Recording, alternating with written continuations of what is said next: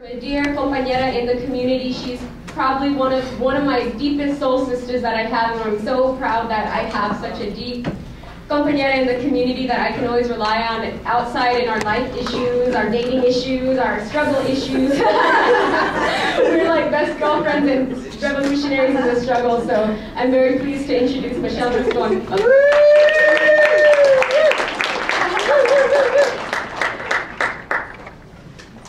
Well, she dates, I'm married, so let's just get that out there. Film that, please. So I was telling my family that they put me right before Dolores Huerta and Isabel Garcia, and that everyone was going to be like, who the hell is Mixelle Rascon? But so I'd like to say that it's my honor to come before these two Xicana sheroes, and to come after such awesome presenters, and a lot of them local, a lot of them from far away, but it just goes to show that we are all human beings, and that we, at the end of the day, have this unique struggle for justice that overlaps and in many ways. So to all of you who spoke, even though we may disagree, I commend all of your admiration and your desire for justice, so thank you all. And thank you all who came out here to Arizona from far away, and thank you for coming to our hellhole. Thank you, really, and I know it's been a long conference. So I wrote something because I didn't want to just ramble on. My name is Mixelle Rascon, and I am proud to say that I am a graduate of Raza Studies, class of 2007. I can attest to how the program has prepared me to excel in college, because I am now a senior at the University of Arizona, expecting to graduate in May. And I'm the first in my family to receive a degree. While there are many things I could speak about the program, I want to focus on censorship, since it's the topic of the conference.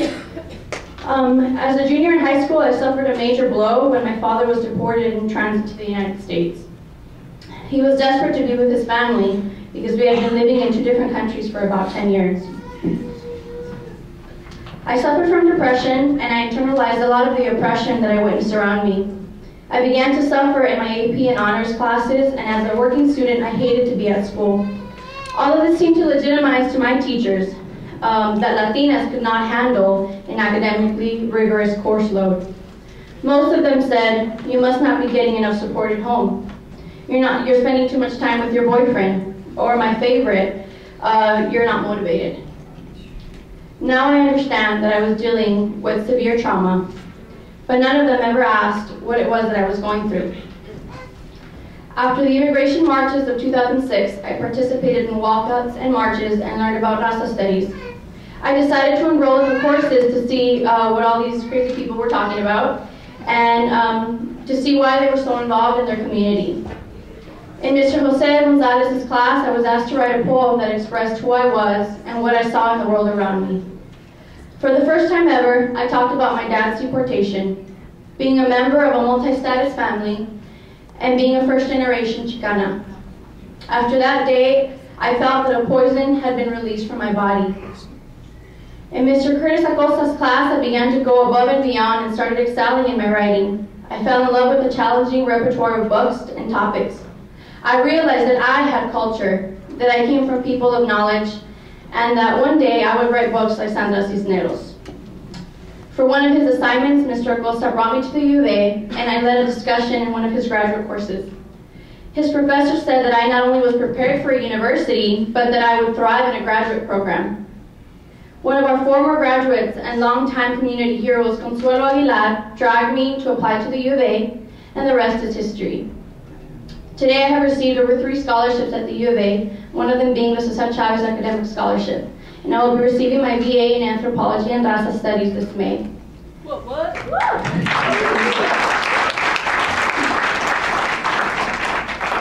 2 months ago, I received the highest honor from the College of Social and Behavioral Sciences and took my LSAT to apply to law school. 3 weeks later, my father was detained by Border Patrol. He faces a re-entry charge and a sentence of 2 to 7 years in prison before deportation. His only crime was re-entering the United States after removal. This last month, I have faced the struggle of my life, but I am still standing because of all of the support I have received, and most of all, because of my education.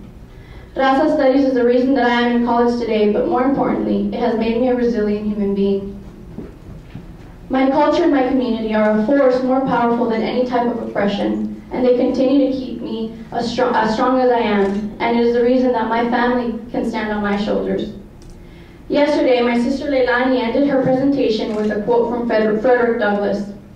I would like to fast forward 100 years later or so to quote Maya Angelou. I may be challenged by what happens to me, but I refuse to be reduced by it. This quote has allowed me to keep going despite the trauma brought upon my family by this police state and this dehumanizing judicial system. I'm talking about my situation because I recognize my privilege as an English-speaking student in a university with an education and a community. I am talking about this because of the thousands of men and women who are streamlined every day who never get to tell us, privileged people, with papers, what they suffer. Laws like SB 1070 are in effect, regardless of what we are told, and when they strike, it isn't in vain.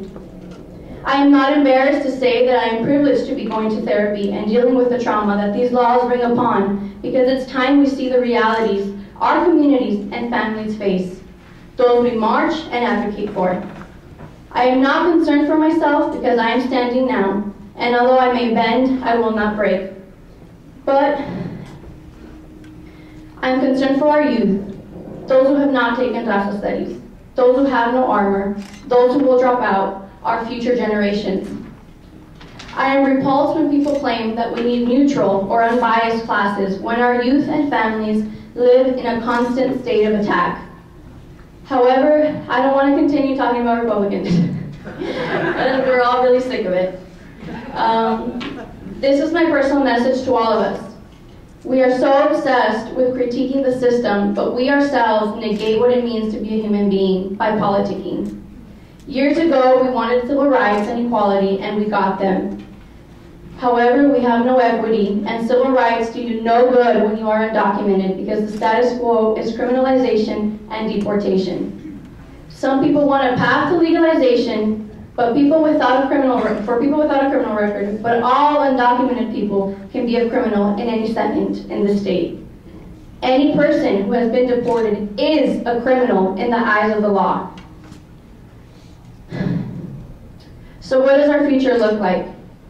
I don't have the answer, but I know that we need to stop working for a movement of the masses and start uniting those of us willing to fight for human rights.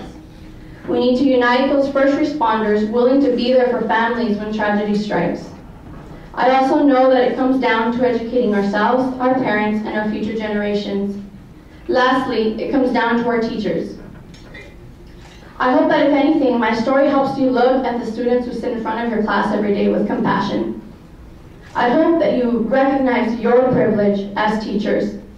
I hope that you can see that our youth carry problems and sometimes generational struggles on their backs, and nobody ever stops to ask why. Most of all, I hope you join our fight to save ethnic studies and start giving our youth hope and strength to carry on in this state. Undocumented, unafraid. Thank you.